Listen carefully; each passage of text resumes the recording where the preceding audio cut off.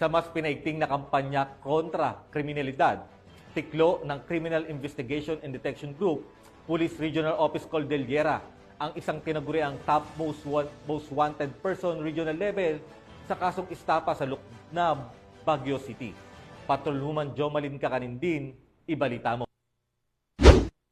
Patuloy na pagpapaigting ng kapulisan ng Cordillera sa kanilang kampanya kontra kriminalidad. Arestado ng CIDG CAR ang tinaguriang top most wanted person regional level sa kasong estafa sa Luknab, Baguio City nito lamang ika-24 araw ng Hulyo taong kasalukuyan. Ayon kay Police Colonel Damian Olsim, Regional Chief ng CIDG CAR, matagumpay ang isinagawang uplan pagtugis dahil sa pagtutulungan ng mga operatiba sa pangunguna ng CIDG Baguio City Field Unit, katuwang ang Baguio City Police Station 4 at ang RIU-14 CIT Baguio. Arestado ang akusado sa bisa ng warrant of arrest na inihain laban sa kanya noong ika-17 ng Hulyo taong kasalukuyan sa Judicial Court ng Baguio City na may inirekomendang piyansa na 150,000 pesos. Matapos basahan ng kanyang karapatan sa salitang kanyang naiintindihan, dinala ang akusado sa tanggapan ng pulisya para sa tamang dokumentasyon, wastong disposisyon bago i-turn over sa kinauukulang hukuman.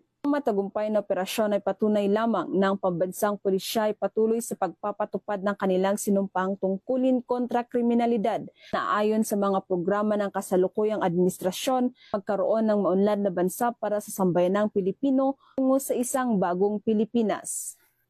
Mula dito sa rehiyon ng Cordillera, ako ang iyong PNN correspondent, Patrolwoman Jomalyn Kakanindin, alagad ng batas, tagataguyod ng balitang pulis.